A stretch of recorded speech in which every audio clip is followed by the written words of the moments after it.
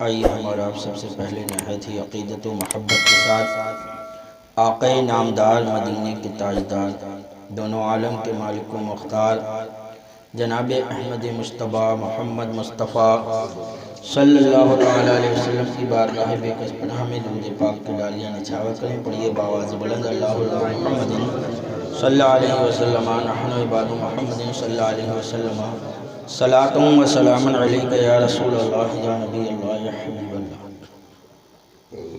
حضرات محترم، ہمارا اور آپ کا پروردگار عالم قرآن مجید فرقان حمید میں ارشاد فرماتا ہے، یا ایہا الذین آمنوا اتقوا اللہ، اے ایمان والو اللہ سے ڈرو، اے ایمان والو اللہ سے ڈرو۔ اللہ تبارک و تعالی ایمان والوں کو حکم دے رہا ہے کہ وہ اللہ سے ڈرے، کہ جو بے ایمان ہوگا وہ اللہ سے کیا ڈرے گا؟ جو اللہ کو مانتا ہی نہیں ہے، وہ یہی نہیں مانتا کہ اللہ ہے۔ جب ذات کو مانے گا تبھی تو ڈرے گا، وہ تو ذات کو ہی نہیں مانتا کہ اللہ ہے، تو وہ اللہ سے کیا ڈرے گا؟ تو اس لیے اللہ تبارک و تعالیٰ نے ایمان والوں کو حکم دیا کہ اے ایمان والو، تم اللہ کو مانتے ہو، اللہ پر ایمان رکھتے ہو، تو اس سے ڈرو بھی، اس سے ڈرو، خوف خدا اپنے اندر پیدا کرو۔ حضرت عمر فاروق اعظم رضی اللہ تعالی عنہ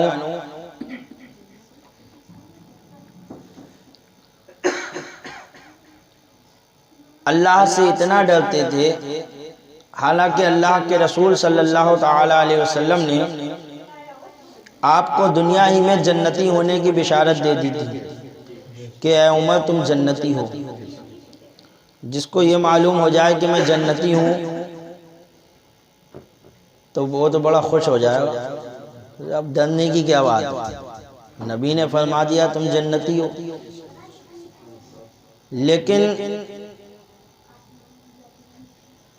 اس کے باوجود بھی جانتے تھے میں جنتی ہوں، پھر بھی اللہ سے اتنا ڈرتے تھے کہ راستے میں سے تنکا اٹھاتے اور کہتے اے اللہ، اے عمر، کاش تو یہ تنکا ہوتا، کم سے کم تجھ سے سوال و جواب تو نہیں ہوتے، تجھ سے پوچھ تو نہیں ہوتی، سوال و جواب سے، حساب و کتاب سے اتنا ڈرتے تھے۔ تو معلوم تھا جنتی ہے، لیکن پھر بھی حساب و کتاب سے کہ اللہ کے حضور، اللہ کی بارگاہ میں ہم حساب کیسے دیں گے؟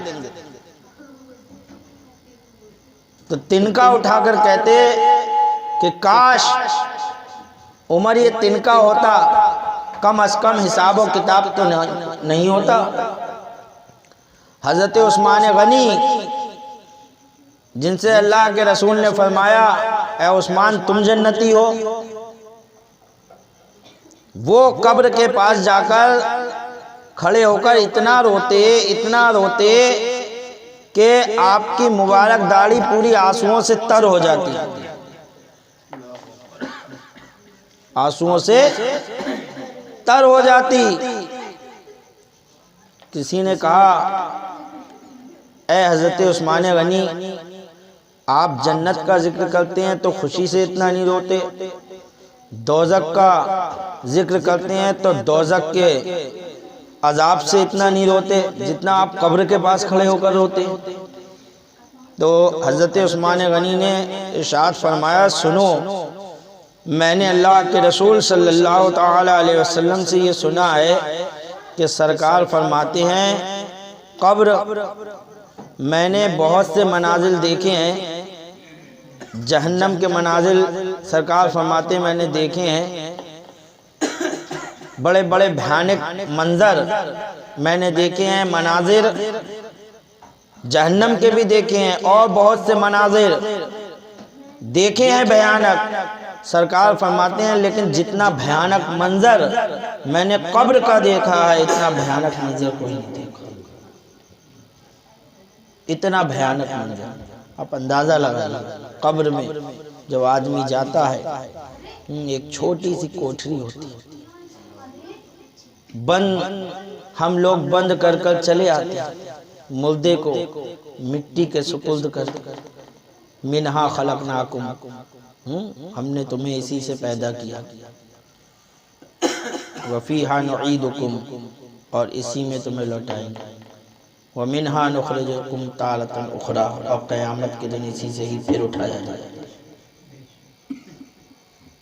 اس چھوٹی سی کوٹھری میں چھوڑ کر چلے آتے ہیں ہم اپنے عزیز کو۔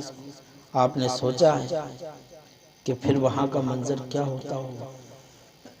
میرے آقا نے ارشاد فرمایا قبر سے زیادہ بھیانک منظر میں نے کوئی نہیں دیکھا۔ اللہ تبارک و تعالیٰ اپنی امان میں رکھے۔ حدیث پاک میں آیا ہے کہ قبر جہاں جنت کی کیاریوں میں سے ایک کیاری ہے، وہیں جہنم کے گڑھوں میں سے ایک گڑھا۔ اب یہ تجھے اختیار ہے، تو چاہے اپنی قبر کو جنت کی کیاری بنا لے، اور چاہے تو اپنی قبر کو جہنم کا گڑھا بنا دے۔ یہ تجھے اختیار ہے، تو کیا بنانا چاہتا ہے؟ جیسے تو عمل کرے گا ویسے ہی قبر تیرے لیے تیار ہو جائے گی۔ اس قبر میں ہم اپنے عزیز کو چھوڑ کر چلے آتے ہیں، سوچو ہمارے آنے کے بعد کیا ہوتا ہے۔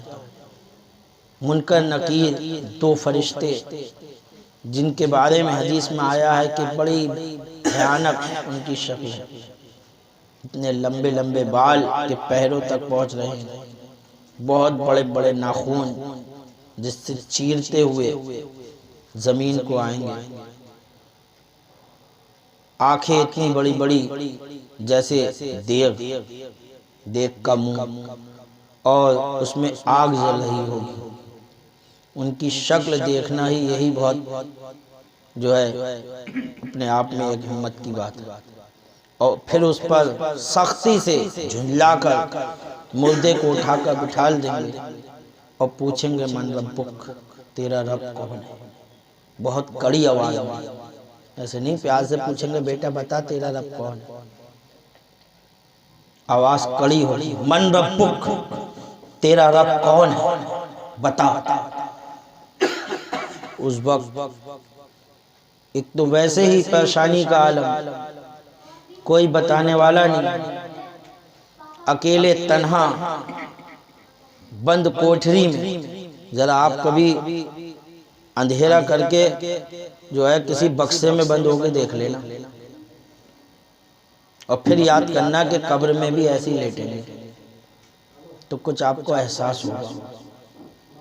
بکسے میں لیٹ کر اور بکسہ بند کروا کے دیکھ لینا تھوڑی دیر لیٹ کر، پھر سوچنا کہ ہمیں قبر میں بھی ایسے ہی تنہا لیٹنا ہے، اور یہاں تو کوئی آ نہیں رہا ہے، وہاں فرشتے آئیں گے، پوچھیں گے من ربک۔ ایسے عالم میں جہاں آدمی پریشان حال ہوگا، اس پر شیطان لعین بھی قبر میں پہنچ جائے گا اور کہے گا مجھے کہہ دے اپنا رب، میں ہوں تیرا رب، میں ہوں۔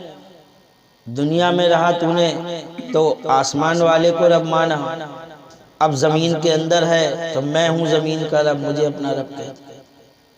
کتنا بھیانک وقت ہوگا، کتنا بھیانک منظر ہوگا ایسے عالم میں۔ بولو کسی کی ضرورت ہوگی یا نہیں ہوگی؟ تو ہم اگر اپنے اعمال اچھے نہیں کریں گے تو کیسے کام بنے گا؟ سرکار نے فرمایا تھا، حضرت عثمان غنی بھی روتے تھے، بتا یہ رہا تھا کہ یہ وہ لوگ ہیں جنہیں جنتی ہونے کی بشارت ہے، معلوم ہے ہم جنتی ہیں، ہمارے ساتھ کچھ نہیں ہوگا۔ بلکہ ایک موقع پر تو میرے آقا نے جہاں عثمان غنی سے یہ کہا ہے عثمان تم جنتی ہو، ایک موقع پر فرمایا کہ عثمان کو اب کوئی عمل نقصان نہیں دے سکتا۔ آپ نے اتنا چندہ دیا جنگ کے موقع پر، اتنا چندہ دیا کہ جانے کتنے اونٹ، کتنے ہزار درہم اللہ کی راہ میں خرچ کر دیا، سینکڑوں اونٹ۔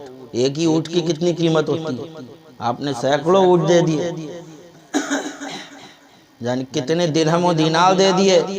تو اللہ کے رسول نے خوش ہو کر فرمایا اب عثمان کو جنت میں جانے سے کوئی عمل روک نہیں سکتا، کوئی عمل اب عثمان کو نقصان نہیں دے گا۔ ہم ہوتے ہم تو بہت چوڑے ہو جاتے، ارے اب تو کچھ بھی کریں، میرے آقا نے فرما دیا کوئی عمل نقصان ہی نہیں دے گا مجھے، میں تو کچھ بھی کرتا پھر اب تو جنت پکی ہے۔ لیکن وہ حضرت عثمان غنی تب بھی رو رہے ہیں قبر پہ کھڑے ہو کر۔ ہمیں اور آپ کو فکر ہی نہیں ہے، حالانکہ ہمارا نہ کوئی عمل نہ ہمارے کوئی ایسے کام، وہ تو ان کا فضل و کرم ہے جو ہمیں جنت عطا کر، ورنہ ہمارے کام کہاں ایسے۔ وہ تو صحابہ تھے جو کام کر گئے زمانے میں، جنہوں نے اپنا مال بھی قربان کیا۔ آج ہم سے 5 وقت کی نماز کے لیے وقت تو نکلتا نہیں ہے، اور کیا کرے گا مسلمان؟ جس مسلمان سے 5 وقت کی نماز پڑھنے کے لیے وقت نہ نکلے، اس سے آپ کیا امید رکھ سکتے ہو اور کسی کام کی؟ وہ ان کا ہی مرتبہ تھا جو نمازیں بھی پڑھ گئے، وقت آیا تو اپنا مال بھی قربان کر گئے، وقت آیا تو جنگ کے میدان میں تلواریں بھی چلا گئے، اور وقت پڑا تو اپنی اولادوں کو بھی قربان کر گئے۔ نعرہ تکبیر، نعرہ رسالت۔ ہم اور آپ کیا کریں گے؟ آپ اندازہ لگائیں کہاں ہمارا حصہ، ہم کیا کرتے ہیں؟ ہم سے اپنے لیے، خود اپنے لیے 5 وقت کی نماز نہیں پڑھ ملتی۔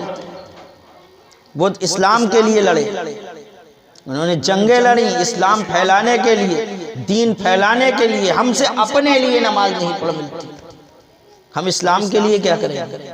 ہم اسلام پھیلانے کے لیے کیا وقت دیں گے جب ہم سے اپنے لیے جو 5 وقت کی اللہ نے ہمیں نماز ہمارے اوپر قرض کی ہے وہ ہم سے ادا نہیں ہو رہی ہے؟ تو ہم اور امید کیا رکھیں کہ ہماری مسلم قوم یہ کام کرے گی، وہ کام کرے گی، جس سے اپنی نماز خود اس کی اپنے جو اس کے اوپر فرض ہے وہ نہیں پڑھ رہی۔ قرآن حکم دے رہا ہے یا ایھا الذین آمنوا اتقوا اللہ، اے ایمان والو اللہ سے ڈرو، اللہ کا خوف پیدا کرو، خوف خدا اپنے اندر رکھو۔ جب اللہ کا خوف ہوگا تو یقیناً دین کی طرف آؤ۔ اللہ سے ڈرتے تھے حضور غوث اعظم رضی اللہ تعالی عنہ، کیسے ڈرتے تھے؟ اس آیت پہ کیسے عمل کر کے دکھایا کہ بغداد شریف پہنچے، علم دین حاصل کیا، اس کے بعد 20 سال تک، کتنے سال تک؟ 20 سال تک بغداد کے جنگلوں میں مسلسل مجاہدہ کرتے رہے۔ 20 سال تک علم حاصل کرنے کے بعد 20 سال تک بغداد کے جنگلوں میں اللہ کی عبادت میں لگ گئے۔ نہ بیوی سے مطلب، نہ بچوں سے مطلب، کسی سے مطلب نہیں، 20 سال صرف جنگل میں مجاہدہ کیا ہے اپنے نفس کو مارنے کے لیے۔ یا ایھا الذین آمنوا اتقوا اللہ، اے ایمان والو اللہ سے ڈرو۔ ایسا مجاہدہ کیا کہ خود فرماتے ہیں کہ میں جب مجاہدہ کرتا تھا تو شیاطین بڑی بڑی عجیب شکل میں میرے سامنے آتے، بہکانے کے لیے کوشش کرتے کہ غوث اعظم کو کسی طریقے سے بہکا دیں، لیکن غوث اعظم جمے رہے مضبوطی کے ساتھ۔ فرماتے میں اچانک دیکھتا کہ غیب سے کوئی تلوار آتی اور ان سب کو کاٹ ڈالتی، اللہ کی مدد ہوتی۔ اتنا مجاہدہ کیا، اتنا مجاہدہ کیا کہ شیطان ایک نور کی شکل میں آیا، بہکانے کی کوشش کری۔ جب بہت سال گزر گئے تو آیا اور آ کر بولا، اے عبد القادر میں تیرا خدا ہوں، تو نے بہت عبادت کر لی، بہت مجاہدہ کر لیا، پانی کو تو نے چھوڑا، کھانے کو تو نے چھوڑا، کسی چیز کا ہوش نہ رکھا، صرف اللہ اللہ کرتا رہا، میں تیرا خدا تجھ سے خوش ہو گیا۔ اے عبد القادر جا، آج سے تیرے لیے نماز معاف ہے، آج سے تیرے لیے روزہ معاف ہے، آج سے سب حرام تیرے اوپر حلال ہے، تو جو چاہے کر۔ جب یہ کہا تو غوث اعظم رضی اللہ تعالی عنہ نے فرمایا، لا حول ولا قوت الا باللہ العلی العظیم، تو شیطان لعین معلوم ہوتا ہے۔ جب صاحب نماز پر، صاحب شریعت پر، اللہ کے رسول پر نماز معاف نہ ہوئی تو مجھ پر کیا معاف ہوگا؟ تو دھوکہ دینا چاہتا ہے۔ ہم نبی کے طریقے کو دیکھیں گے، کبھی کسی کے بہکاوے میں نہیں آئیں گے۔ جو لوگ بہکانے کی کوشش کرتے ہیں کہ فلاں مزار پہ قوالی ہو رہی ہے، فلاں مزار پہ جو ڈھول بج رہا ہے، دیکھو کیا نبی نے ہمارے کبھی ڈھول سنا؟ سیدھے جاؤ، سیدھے جاؤ، جو شریعت لے کر آئے ہیں وہاں پہنچ جاؤ، بہکنے سے بچ جاؤ گے۔ ادھر ادھر کیوں بھٹک رہے ہو؟ کیا کسی بخاری شریف میں، کسی کتاب میں یا قرآن میں کہیں ذکر ہے کہ اللہ کے رسول صلی اللہ تعالیٰ علیہ وسلم نے ڈھول سنا؟ بلکہ حدیثیں ملتی ہیں اللہ کے رسول نے ڈھول کو حرام فرمایا۔ بس سیدھے وہاں چلے جاؤ، کسی کی مت سنو، سیدھے نبی کی بارگاہ میں، صحابہ اکرام کی بارگاہ میں چلے جاؤ۔ میرے آقا ارشاد فرماتے ہیں میرے صحابہ جو ہیں یہ تارے ہیں، یہ تارے ہیں۔ پہلے اب تو جو ہے گھڑیاں جو روڈ بنے ہوئے ہیں، روڈوں سے نشان لگے ہوئے ہیں تیر کے، یہ ادھر دلی جا رہا ہے، یہ ادھر جا رہا ہے، یہ ادھر جا رہا ہے۔ پہلے روڈ کہاں تھے؟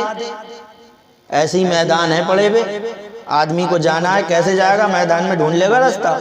لیکن لوگ جاتے تھے کیا دیکھتے ہوئے؟ روڈ تو تھے نہیں، آسمان میں تارے دیکھتے ہوئے جاتے کہ یہ پورب کی طرف تارا نکلتا ہے، یہ پچھم کی طرف نکلتا ہے، تو ادھر پچھم ہے، ادھر پورب ہے، یہ ادھر راستہ ہے۔ تاروں کو دیکھتے تھے اور چلتے چلے جاتے تھے۔ تاروں کے ذریعے لوگ پہنچا کرتے تھے۔ اب تو کوئی تاروں کو دیکھ کے پہنچ بھی نہیں پائے۔ پہلے کے لوگ تارے دیکھ کر راستے کا پتہ لگا لیتے تھے کہ یہ راستہ کدھر گیا۔ تو اللہ کے رسول نے مثال دی صحابہ اکرام کی کہ میرے صحابی جو ہیں یہ تارے ہیں، ان میں سے کسی کی بھی پیروی کر لوگے تو راستہ پا جاؤ گے۔ کسی بھی صحابی کا تم طریقہ اختیار کر لو، تم راستے پر رہو گے، بھٹکو گے نہیں۔ تو ہمارے نبی نے ہمیں بتا دیا۔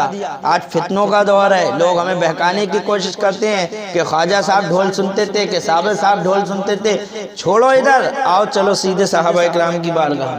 یہ بہکانے کی کوشش کر رہے ہیں، یہ بیج والے، سنتا کوئی نہیں تھا، بیج والے بہکانے کی کوشش کر رہے ہیں، تو ہم چلیں صحابہ کی بارگاہ۔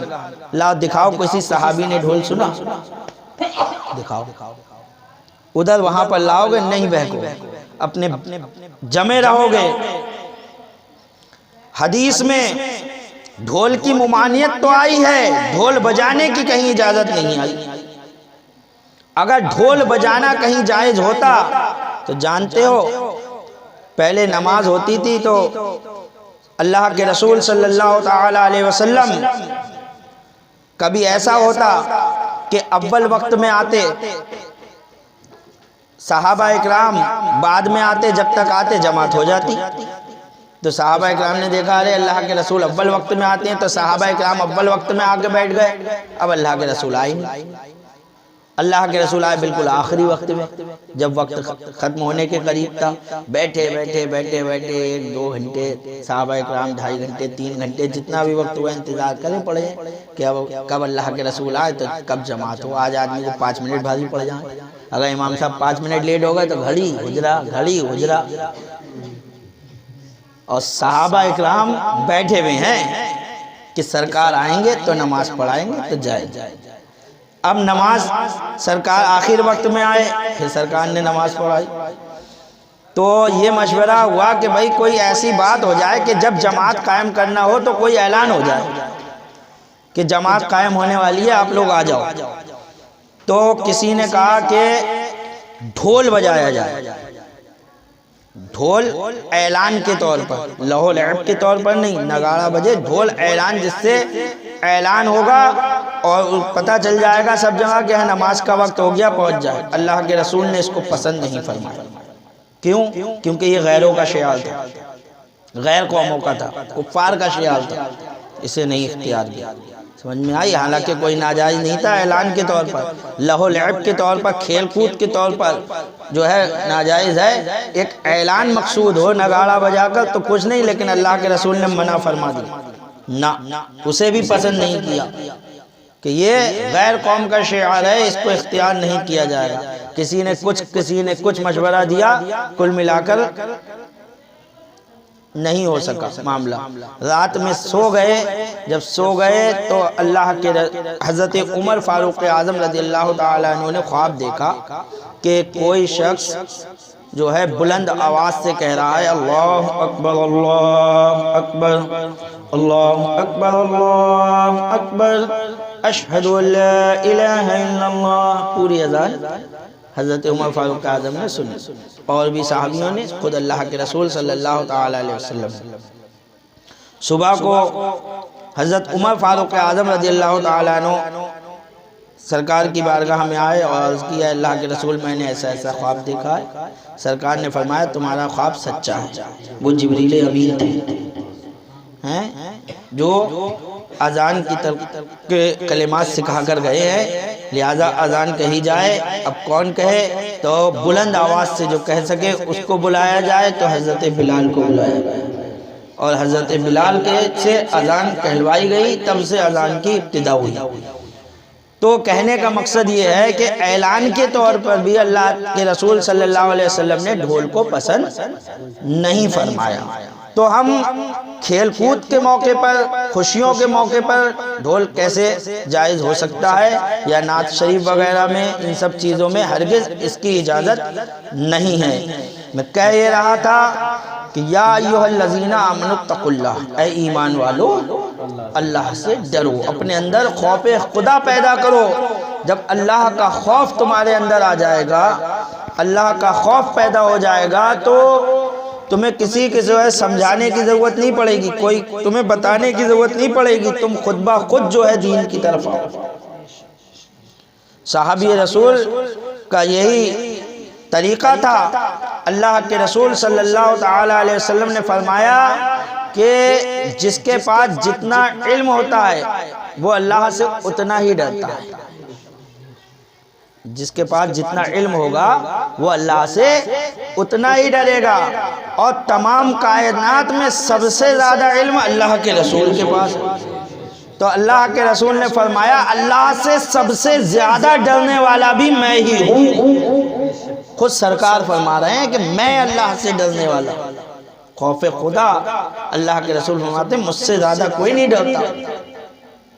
یا ایھا الذین آمنوا اتقوا اللہ، اے ایمان والو اللہ سے ڈرو۔ تو اس قبر میں جب چھوڑ کر سب چلے جاتے ہیں، منکر نکیر آتے ہیں، ایسے وقت میں شیطان کہتا ہے مجھے کہہ دے، مجھے خدا کہہ دے، تو کوئی بچانے والا ہونا چاہیے۔ اعلیٰ حضرت فرماتے ہیں کھڑے ہیں منکر نکیر سر پر، نہ کوئی حامی نہ کوئی یاور، کھڑے ہیں منکر نکیر سر پر، نہ کوئی حامی نہ کوئی یاور، اور بتا دو آ کر میرے پیغمبر کہ سخت مشکل جواب میں ہے، بتا دو آ کر میرے پیغمبر کہ سخت مشکل جواب میں ہے۔ اللہ اکبر۔ اس وقت کی منظر کشی اعلیٰ حضرت فرما رہے ہیں۔ تو جب ہمارے اعمال اچھے ہوں گے تو بزرگ ہمارے کام آئیں گے، کیونکہ ہم کہتے ہیں بزرگوں کا دامن، غوث پاک کا دامن نہیں چھوڑیں گے۔ تو دامن پکڑنے کا مطلب ہی یہی ہے، یہ ایک محاورہ ہے دامن پکڑنا۔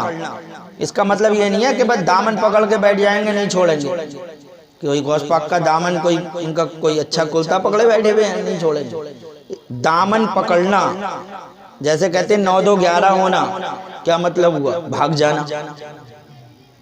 کہتے ہیں آنکھوں کا تارا ہونا، کیا مطلب ہوا؟ بہت پیارا ہونا۔ یہ محاورے ہوتے ہیں۔ تو ویسے ہی دامن پکڑنا، اس کا مطلب کیا ہوا بتائے گا کوئی؟ اس محاورے کا کیا مطلب ہوا؟ اس کا مطلب ہوا پیچھے پیچھے چلنا۔ جب کسی کا دامن پکڑ لو گے تو جدھر وہ چلے گا ادھر ہی تو جاؤ گے۔ دامن پکڑنا یعنی اس کے پیچھے پیچھے چلنا، اس کی پیروی کرنا، جو وہ کرے وہی کرتے جائے۔ تو غوث پاک کا دامن نہیں چھوڑیں گے، کیا مطلب جو غوث اعظم نے کیا ہے وہی کریں گے، یہ مطلب ہوا۔ اب کرتے تو ہو نہیں وہ کچھ کام، اور کہتے ہو غوث پاک کا دامن نہیں چھوڑے۔ پکڑا ہے پہلے پکڑو پھر کہو غوث پاک کا دامن نہیں چھوڑیں گے، نعرہ تب لگاؤ۔ ابھی پکڑا ہے نہیں، غوث پاک کا دامن نہیں چھوڑیں گے، غوث پاک کا دامن نہیں چھوڑیں گے، خواجہ صاحب کا دامن نہیں چھوڑیں گے۔ ارے بھائی پکڑا کہاں ہے تم نے؟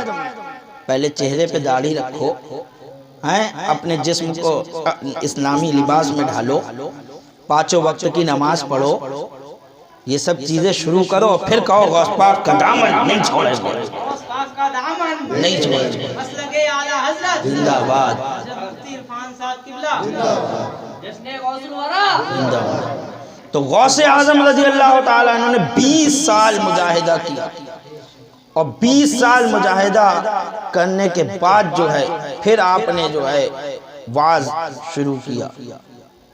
پھر آپ جو ہے آئے اس عرصے میں شیطان نے کہا میں تمہارا خدا ہوں، یہی تو بات چل رہی تھی، تو آپ نے فرمایا لا حول ولا قوت الا باللہ، جب صاحب نماز پر نماز معاف نہیں ہوئی تو مجھ پر نماز کیسے معاف ہو جائے گی؟ تو وہ تاریکی وہ نور جو تھا وہ اندھیرے میں بدل گیا، اور وہاں سے چلا گیا، اور یہ کہتا ہوا گیا اے عبد القادر تمہیں تمہارے علم نے بچا لیا، اے عبد القادر تمہیں تمہارے علم نے بچا لیا۔ یہاں بھی شیطان نے غوث پاک کو دھوکہ دینے کی کوشش کی، یہاں یہ دھوکہ دینے کی کوشش کی کہ آدمی اپنے علم پہ پھول جائے، ہاں بہت علم ہے میرے پاس، میں نے شیطان کو مات دے دی، مجھ سے ٹکرائے میں نے، میرے علم نے شیطان کو، تو یہ علم پہ گھمنڈ ہو جائے گا، علم پہ گھمنڈ ہو جائے گا۔ لیکن غوث اعظم نے فوراً جواب دیا ابے شیطان تجھے تیرا علم نہیں بچا سکا، مجھے میرا علم کیا بچا ہے؟ نعرہ تکبیر، نعرہ رسالت، جشن غوث اعظم، مسلک اعلیٰ حضرت۔ تو علم کی بات کرتا ہے، تجھے بھی تو اللہ نے علم دیا ہے، تیرے چیلے تو نبی سے بھی بڑھائے دے رہے تیرے علم کو، وہ کہہ رہا ہے شیطان اور ملک الموت کو علم ہے اور نبی کو علم نہیں ہے، تو تیرے چیلے یہ دیوبندی وہابی تو تیرا علم بہت بڑھائے دے رہے، تو اللہ نے تجھے بھی علم دیا ہے، تجھے اتنا علم دیا کہ تو فرشتوں کو درس دیتا تھا، لوح محفوظ کا لکھا ہوا دیکھتا تھا، تیرے پاس علم کی کوئی کمی تھی، تجھے تیرا علم نہیں بچا سکا، سن مجھے خدا کے فضل نے بچایا۔ اگر اللہ کا فضل شامل حال نہ ہو تو ہمارا علم بھی کسی کام کا نہیں۔ علم تو اشرف علی تھانوی کے پاس بھی تھا، علم تو اسماعیل دہلوی کے پاس بھی تھا، پھر یہ کیوں بہک گئے؟ اور علم امام احمد رضا خان اعلیٰ حضرت فاضل بریلوی کے پاس بھی تھا، لیکن اعلیٰ حضرت کے علم کے ساتھ جو ہے اللہ کا فضل شامل تھا، رسول کی محبت شامل تھی،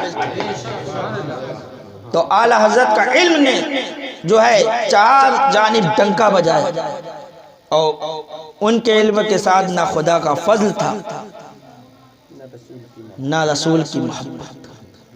وہ تو یہ کہتے تھے کہ اگر رسول کا خیال نماز میں آ جائے تو نماز نہیں ہوگی، اور گدھے کا خیال آ جائے تو ہو جائے گی۔ بولو، وہ تو ایسے گندے مزاج کے لوگ ہیں کہ گدھے کے خیال سے نماز ہو جائے گی اور رسول کے خیال سے نہیں ہوگی، معاذ اللہ رب العالمین۔ اللہ تبارک و تعالی ہمیں اور آپ کو جو ہے سب کو غوث اعظم رضی اللہ تعالیٰ عنہ کی محبت عطا فرمائے۔ غوث اعظم رضی اللہ تعالیٰ عنہ کو اللہ تبارک و تعالیٰ نے بڑا مقام عطا کیا۔ کسی نے پوچھا غوث اعظم سے، اے غوث اعظم آپ نے شیطان کو پہچانا کیسے؟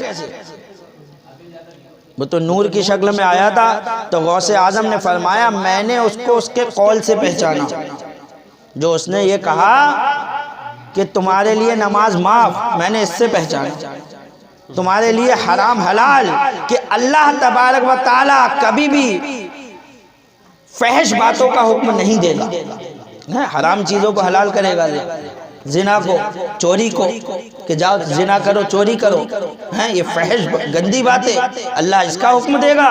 یہ کبھی اللہ اس کا حکم نہیں دے گا، اس کے قول سے میں نے اسے پہچان لیا۔ پتہ یہ چلا کہ اب بھی اگر کوئی داڑھی رکھ کر، امامہ باندھ کر، صوفی بن کر آئے، آپ کے سامنے پیر مغا بن کر آئے اور کہے ارے نماز معاف، تو پہچان لو اس کے قول سے اسے۔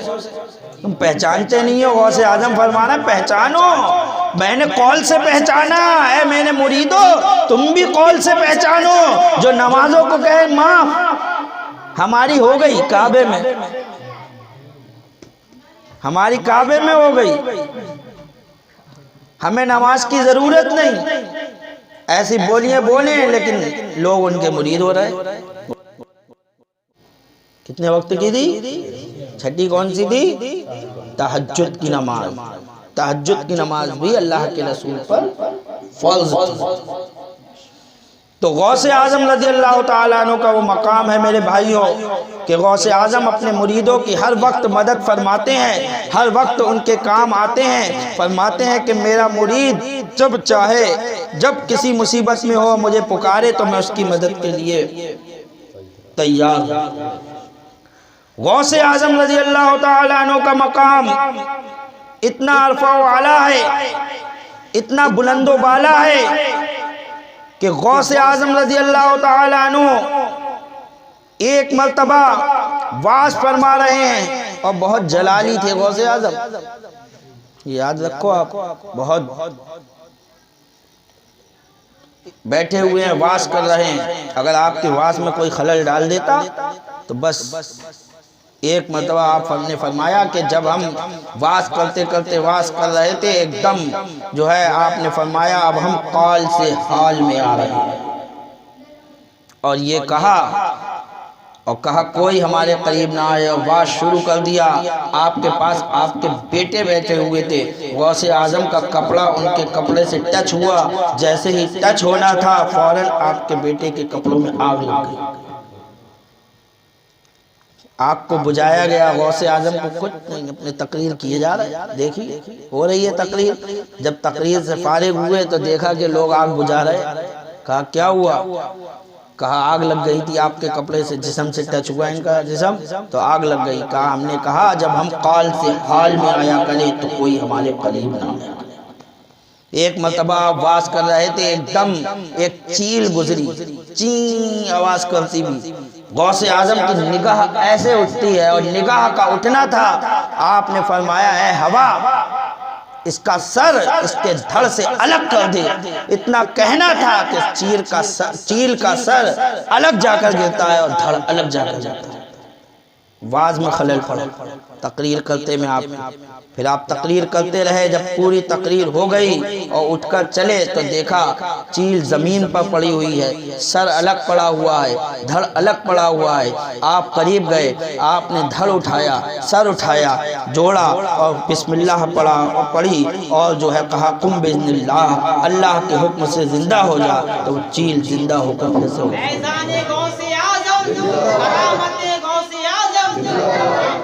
یہ غوث اعظم رضی اللہ تعالیٰ عنہ مردوں کو زندہ کر دیا۔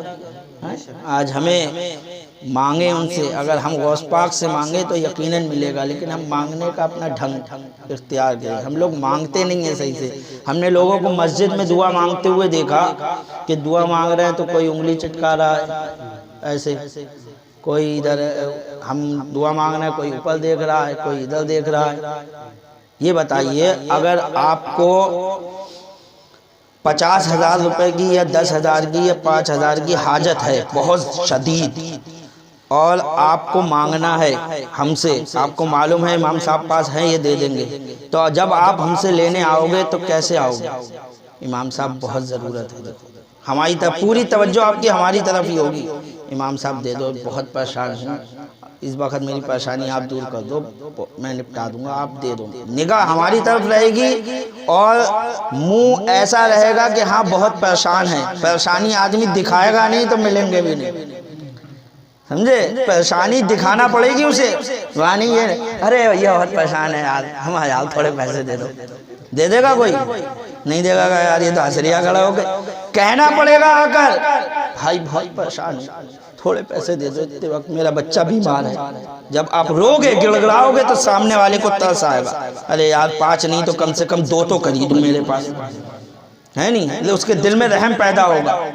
تم ایک بندے کے آگے جب مانگتے ہو تو اپنی رونے کی سی صورت بناتے ہو،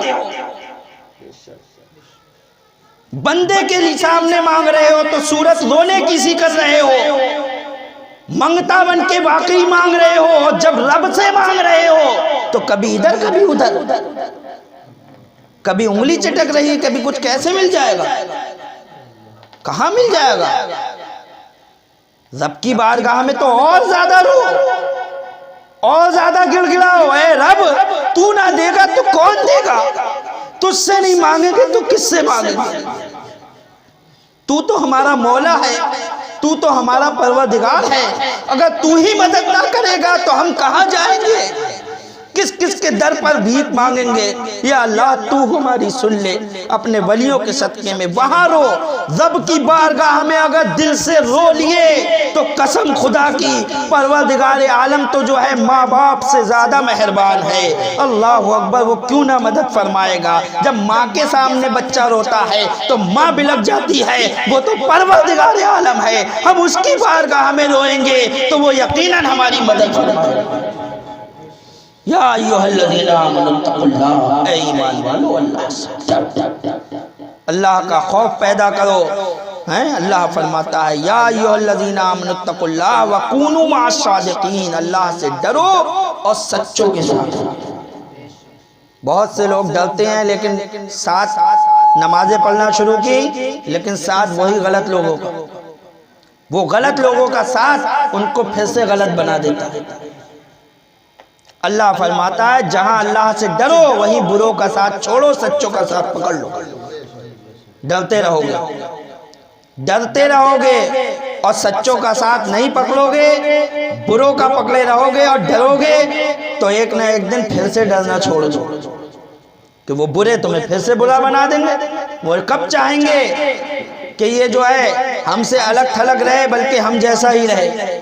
اس لیے ضروری ہے کہ جہاں اپنے آپ کو جو ہے نیک بناؤ تو وہیں سچوں کی صحبت بھی اختیار کرو، اچھوں سے دوستی کرو، بروں سے دوستی توڑ دو، سچوں کا ساتھ اختیار کرو۔ وما علینا الا البلاغ۔ اللہ تبارک و تعالی ہمیں اور آپ کو سب کو عمل کی توفیق عطا فرمائے۔ مجھ سے بولنے میں قصدن یا سہون جو بھی غلطی ہو گئی ہو میں توبہ کرتا ہوں، اللہ تعالی معاف فرمائے۔ استغفر اللہ ربی من کل ذنب واتوب الیہ۔ سب مل کر کلمہ طیبہ کا ذکر کیجئے، لا الہ الا اللہ محمد رسول اللہ صلی اللہ علیہ وسلم۔